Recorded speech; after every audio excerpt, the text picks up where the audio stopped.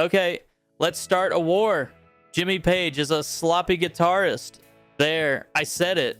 Now put down the pitchfork and hear me out, because this is where it gets interesting. Joe Bonamassa, a man who knows a thing or two about playing guitar, actually went on record saying Page's so-called sloppiness was completely intentional.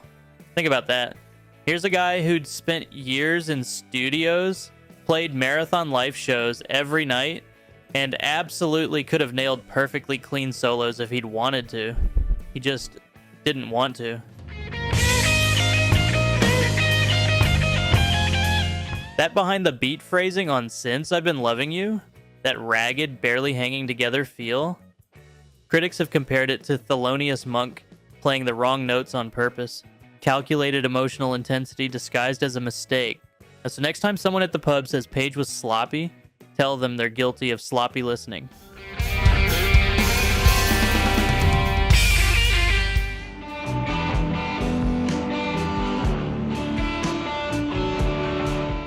If Jimmy Page is controversial, Neil Young is practically a religion. And like most religions, it divides people right down the middle. Half the crowd hears Cortez the Killer and thinks someone handed a Fender to a slightly angry farmhand. The other half, and this includes Sonic Youth and Jay Massis from Dinosaur Jr., so not exactly nobodies, hears an entirely new sonic language.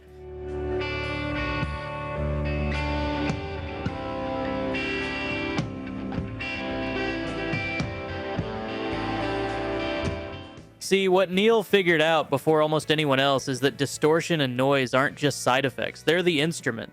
The scratching, the screeching, the moments where it sounds like the guitar is arguing with itself, that's the point.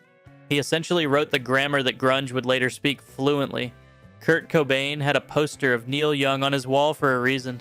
The man didn't accidentally sound like that. He worked very hard to sound that beautifully broken.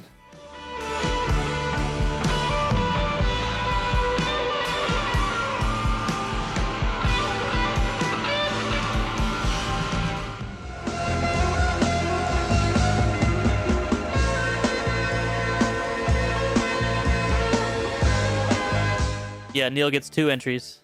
Deal with it. He earned it. Someone online once described Like a Hurricane as the song that opens with the second best solo in history. Then Neil sings a little and then plays the best solo of all time. And honestly, hard to argue. The whole thing is built around his old black guitar, this battered, beat-up instrument he's been dragging on stage since the 60s. And what comes out is simultaneously furious and heartbreaking.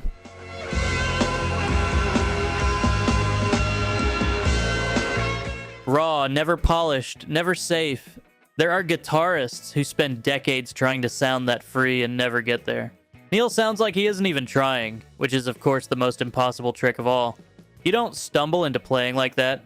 You either have it in your bones or you don't. Neil Young was apparently born with it fully loaded.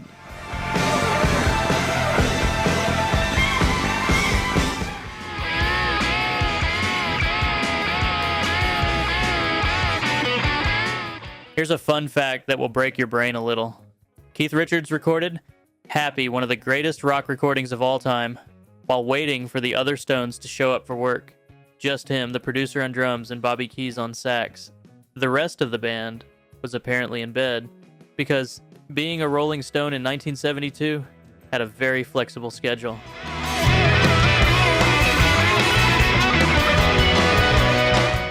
And here's the real kicker. Keith was so strung out during the Exile sessions that he specifically played a 5-string open G guitar, 1 string removed because it was easier to manage in his condition. And somehow, in that state, in a rented villa in the south of France, playing a guitar missing a string while waiting for his bandmates to get out of bed, Keith Richards wrote some of the most genius riffs in rock history. Most musicians spend their whole careers trying to achieve what Keith Richards accidentally did on a Tuesday.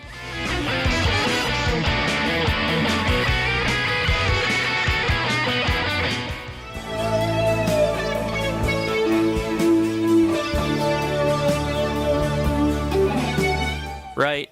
Here's where the story gets properly interesting.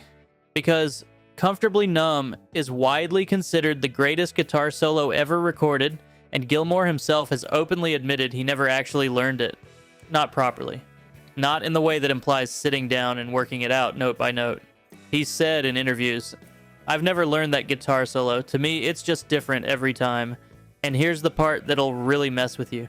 What you hear on the record isn't even a single spontaneous performance. It's a composite."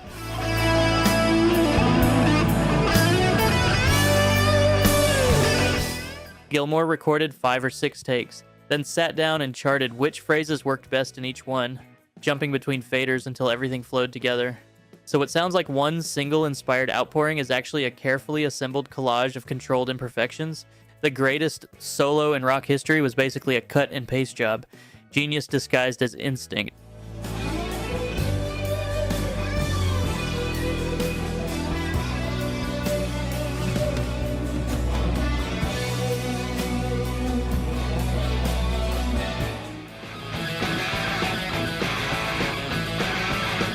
Guitar forums have been arguing about Angus Young for 50 years, and the argument is always the same. One side says he's sloppy. The other side says those people are missing the entire point of what AC/DC is. And look, the second camp is right.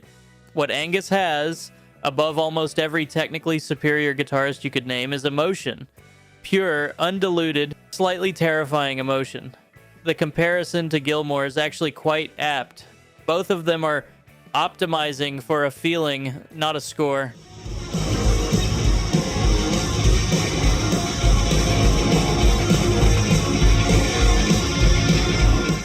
And if you want proof of how committed Angus was to pushing that feeling to its absolute limit, consider this. While recording the Let There Be Rock album in 1977, he cranked his amp so hard it literally caught fire mid-take. His brother Malcolm, watching through the glass in the control room, screamed at him to keep playing until the thing went into complete meltdown.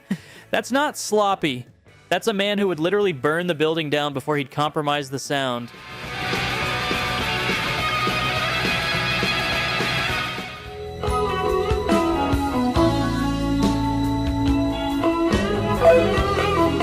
Frank Zappa releasing a 3-album set consisting entirely of life-improvised guitar solos is either the most self-indulgent thing in rock history or a genuine act of genius, and the answer obviously is both. These recordings come from shows between 1977 and 1980, and on the surface they sound completely freewheeling, almost reckless. Critics have used the phrase sloppy genius about Zappa more than almost anyone, which is funny because underneath all that apparent chaos was a modal and harmonic framework so precise that most guitarists listening to it don't even recognize the structure.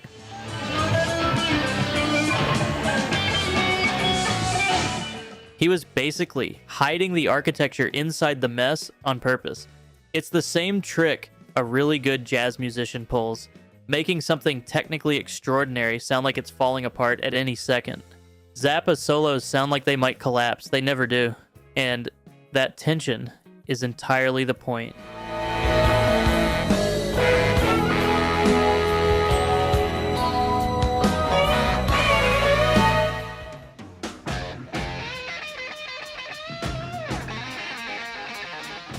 Back to Page again, because the man genuinely warrants it.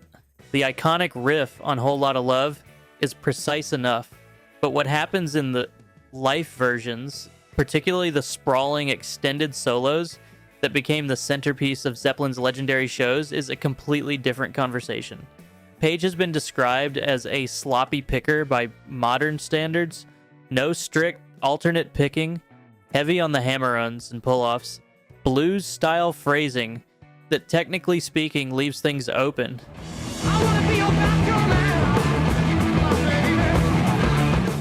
And yet, and here's what drives the critics nuts, so many of the stock hard rock licks that guitarists have been playing ever since are, at their root, Jimmy Page licks. In the same way that early rock and roll vocabulary is really Chuck Berry vocabulary, the whole language of like hard rock guitar is built on a foundation that a supposedly sloppy Jimmy Page laid down one note at a time.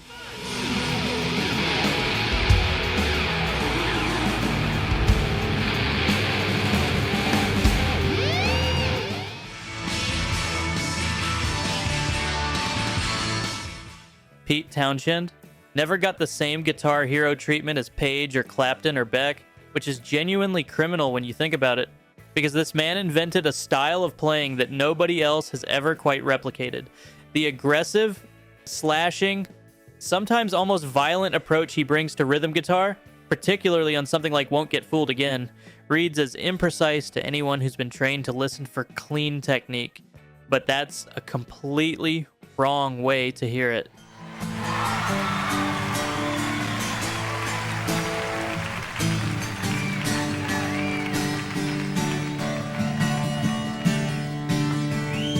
The rhythmic violence isn't a side effect of the playing. It is the playing. The anger, the frustration, the sheer physical force of Townshend throwing himself at his Stratocaster is the statement the song is making. There's a reason this track still sounds like a controlled explosion half a century later. That's not an accident. That's one of the most precise guitarists who ever lived, making something sound like it's about to go completely off the rails.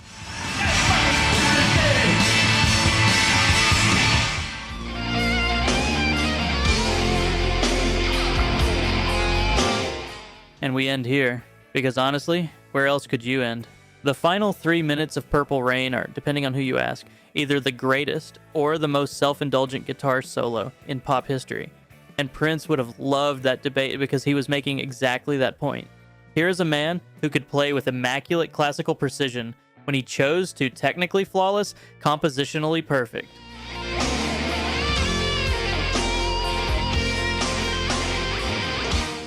On Purple Rain, he chose chaos. He chose anguish. He chose to let the guitar break apart in real time and take the audience with it. It's raw, it's improvised, it's occasionally lurching in directions you don't expect, and that is completely intentional. Prince wasn't a musician who did anything by accident. Every snarl in that solo, every moment where it sounds like it might fly apart, was a choice made by a genius who knew exactly what uncontrolled emotion sounds like and how to manufacture it perfectly.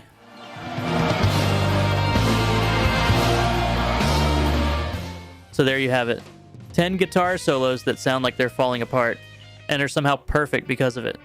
These guys weren't chasing perfection. They were chasing a feeling. And more often than not, the mistake was the magic. Did I miss a solo that absolutely belongs on this list? Drop it in the comments. I read every single one. And if classic rock and guitar history run through your veins like they do mine, hit subscribe and let's keep this going.